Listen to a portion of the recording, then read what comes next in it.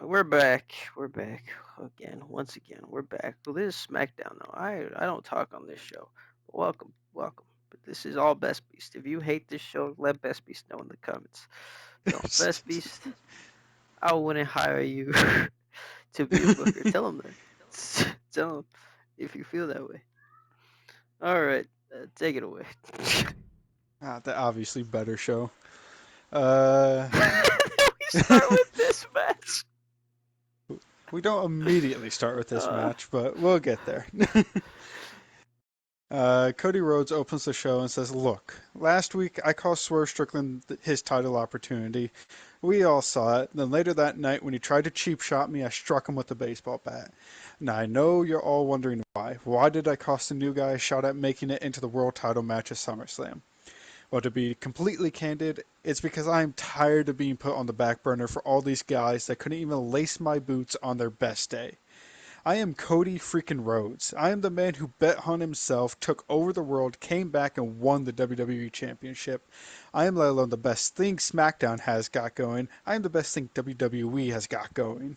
So I decided enough is enough. I am taking the reins back on my career. I was floating around these past few months, but starting now, I am writing a new story. One where I get myself back to the top and I stay there permanently. Cody then stares out to the audience when Swerve slides into the ring behind him and attacks him. They brawl for a bit before Cody manages to get out of the ring and runs up the ramp. Swerve yells at him from the ring. We cut backstage. Big E comes up to Kevin Owens in the locker room and asks if he is ready for his matchup next. Kevin says, "You can't be serious. Did you see what happened last week against Javon? I am in no condition to compete. In fact, I don't think I'm going to be 100% until SummerSlam." Biggie then says, "So that's it? You're just going to accept the remaining competitors for your match?" Kevin says, "Well, what else do you want me to do? Do you want me to get myself seriously injured?" Biggie says, "No, I'm just making sure. I'll head back to my office now and make it official for SummerSlam. It'll be Kevin Owens defending his U.S. title against Trick Williams, Damian Priest, and Malachi Black." Now, all three men need some warm up matches, so I think I'll send Priest to the ring now so that you can see what is to come at SummerSlam. Biggie then walks away. Kevin yells out, "It's like you don't even want me to be champion." And then the cameras cut back to the screen, back to the ring for Damian Priest in a warm up match against Apollo Crews. Damian Priest wins. What a surprise.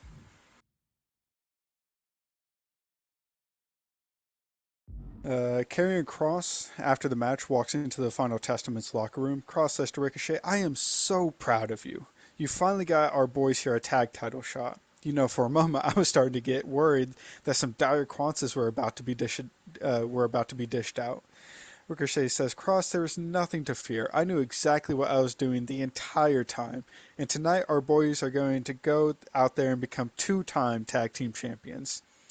Cross says that he is glad to hear it. He says he has some other business to attend to tonight, but looks forward to seeing AOP win back those titles. We then cut back to the ring for a match in the Women's Intercontinental Title Tournament, Asuka versus Paige, or Saraya. Asuka picks up the win via submission, earning herself 5 points.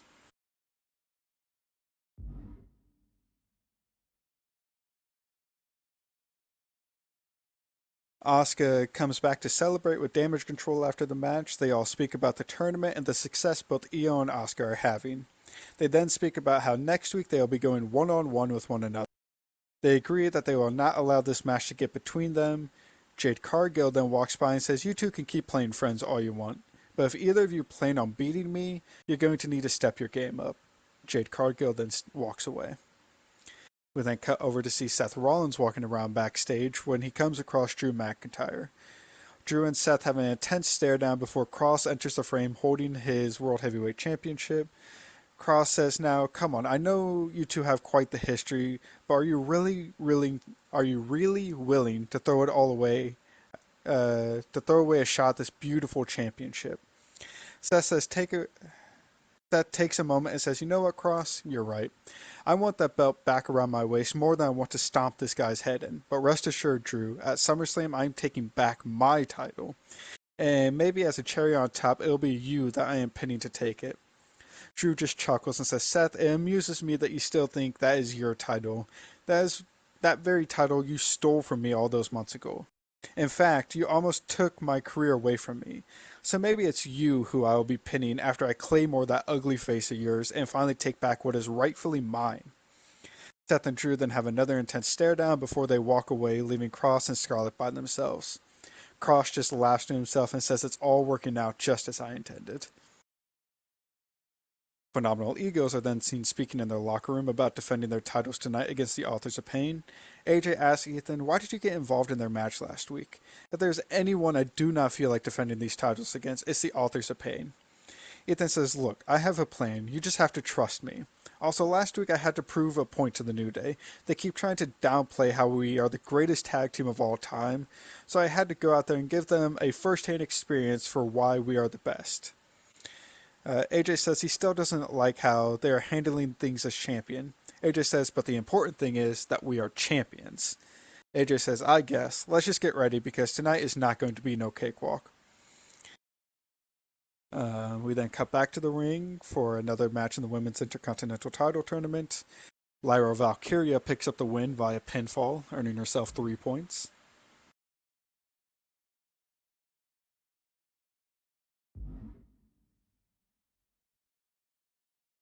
After the match, we go to commercial. We come back, and Bronson Reed comes down to the ring and demands to see Bloodline Wolfpack.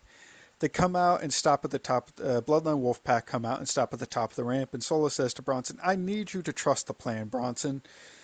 Bronson says, I am sick and tired of this plan that you have. Last week you took out Sammy, so I'm out here for one thing only tonight, and that's to cause some pain. So, Solo, I don't care who you send down to the ring. I just want you to understand whoever it is, they are about to be beaten down like they have never experienced before. Solo chuckles and says, Bronson, you for one have no idea what you are about to get yourself into. And two, I keep telling you to trust the plan for a reason. I want you by my side, Bronson. Bronson looks confused and says, you think after all of you done to me and Sammy that one day I'm going to stand by your side? Solo, you must be as dumb as you look because that is never going to happen.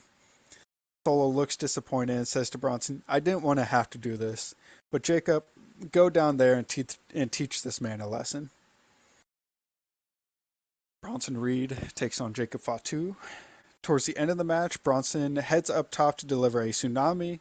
As he is climbing up, Tonga Loa distracts the referee. As the referee is distracted, Tama Tonga gets on the apron and shoves Bronson off the top rope. Jacob manages to roll out of the way in time. Jacob then climbs up top and hits his moonsault onto Bronson and covers him 1, 2, 3. Jacob Fatu picks up the win.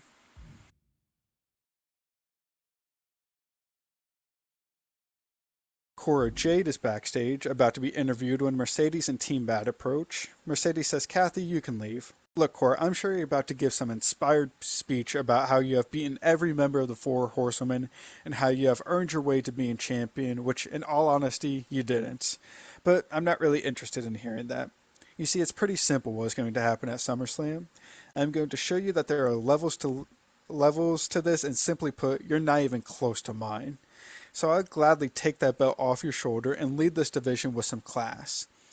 Cora says, Mercedes, I've heard that all before, but time and time again, when the dust settles, I am the one standing tall. Um, time and time again, I'm the one. So please keep underestimating me, because plenty before you have done it, and from where I'm sitting, it seems like it tends to work out in my favor. Now, if you wouldn't mind, I think I have an interview with Kathy that I need to return to. As Cora walks away, Mercedes sends Naomi and Tamina in to beat her down. They beat Cora down for a little bit before security arrives, and Mercedes bends down next to Cora and says, You're just a spoiled brat who's a couple of weeks away from being rightfully humbled. She gets up and then walks away. Mercedes does. We then head down to the ring for the main event tonight, Authors of Pain versus Phenomenal Egos for the Tag Team Championships. Towards the end of the match, we see Ethan Page is about to hit the Twisted Smile when New Day rush the ring and attack. The match ends in DQ. Phenomenal Egos escape as AOP and New Day brawl.